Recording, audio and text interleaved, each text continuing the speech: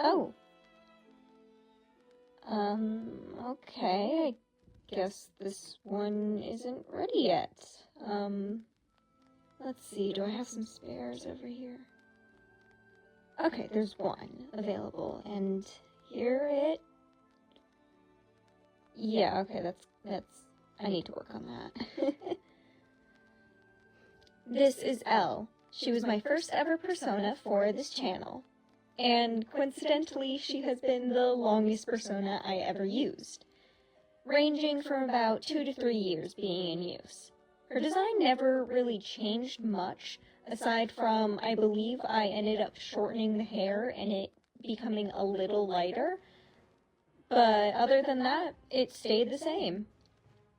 You can see her most prevalently in my oldest videos, that of course including the transgender mini-movie and the Good vs. Evil mini-movie.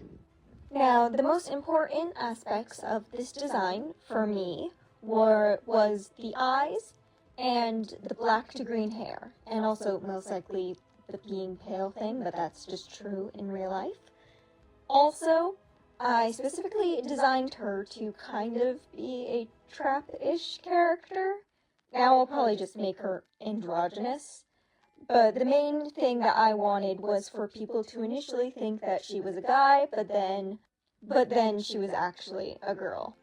It is kind of important to note at the time that, I was dealing with sexuality and gender and also had major body dysmorphia and face dysmorphia.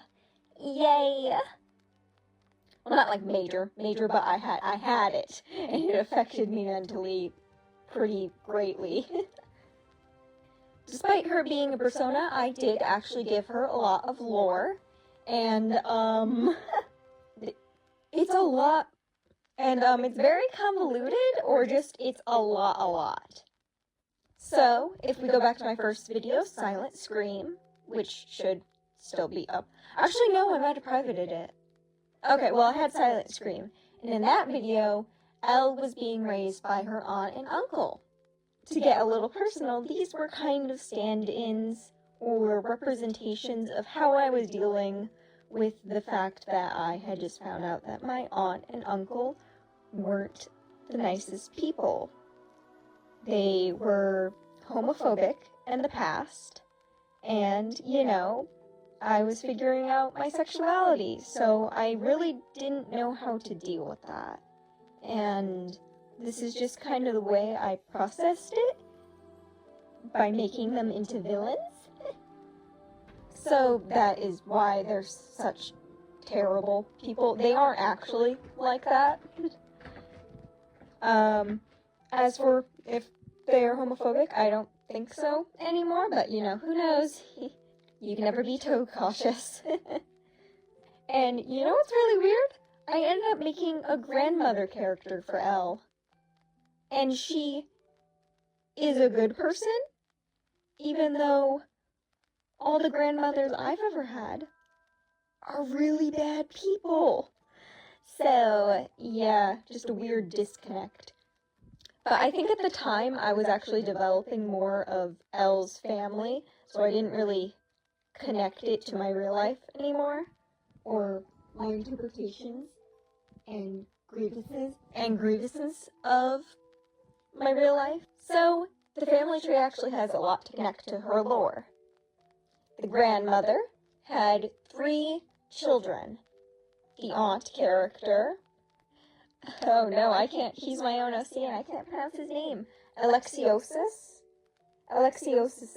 mother, and a third, who I believe was either named X or Y, or no, Y or Z. And that was going to be Elle's father. And so, I then began the alphabet lore. Basically, there were people in the world who had powers, but then there were people who had powers that were given the name of the alphabet. I think that these were like specialty powers. I don't even know if they were in the same world or if they were in different worlds. But I guess that these were kind of special, and when they all became born, something would happen. You can tell I planned this really well. But it was basically an excuse for me to play around with magic and to make 27 characters. I don't know how many things are in the alphabet. Or no. Okay, regular people did not have powers, only people of the alphabet, but the grandmother was going to be revealed to have one of the letters of the alphabet as her name. I don't know which letter because I didn't write it down. I have screenshots on a very old computer, but I don't want to have to open it. This is also the reason why I don't know one of Elle's dad's names. By the way, Elle had 2 dads. That doesn't... So yeah, at this point, Elle is completely separated from my real life. Technically, she always was, because even those representations of aunt and uncle are very inaccurate, but it was, again, just me dealing with grief and betrayal. So, anyway, going on with the redesign. I decided to add the alphabet lore to her basic designs, also because I didn't want to have the cuts on her wrists, because, fun fact, as a, teen, preteen, and just teen in general, I had suicide ideation, idolization, something like that. So that's kind of the reason I had those. Yeah, I still struggle a tiny bit with that, but it's much better, and I don't actually do that. It just sometimes, affects you even if it happens so long ago. I also decided, with the pairing of the eyes and the extremely pale skin, that I was going to turn Elle into a vampire. Because, that would probably lend well to this design. And it was honestly a very, very good decision, because that's kind of where the rest of the design inputs came from after I decided that I would make her a vampire. Also, you may have noticed, I did mainly base this off of the design she had in the transgender mini-movie, Me.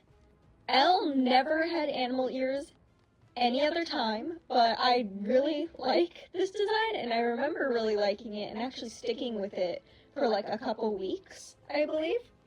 So I decided to add homage to this by making some hair tufts in her hair stick out kind of like animal ears. And last but not least, I wanted to give her back her old powers. So even though it was never clearly stated, or I never even wrote that much lore for Elle, the one power, I did know that she had one power, and that was summoning circles. So I decided to give her a specific summoning circle on her hand. With the summoning circle, she was able to teleport people around, so it just made sense. So it was just very helpful. Also, she was able to teleport between worlds and dimensions. So now that I am remembering, yes, other people in the alphabet were in different dimensions and worlds. So Elle was the only one who could access everyone, and I think that's kind of what connected her. It was also interesting because Elle is technically the last born, even though she's in the middle of the alphabet, but also we're dealing with like different dimensions, so I don't know if time really applies to that. But yeah, sorry if this is a little all over the place. This is just kind of personal, and I wanted to, best explain myself, but I'm a nervous person, and I don't like writing scripts because I struggle with reading out loud. So yeah, now Elle kind of looks like how I thought she looked when I made her back then, which is just really cool and rad. So, I hope you enjoy this video. Oh my god, my voice went high.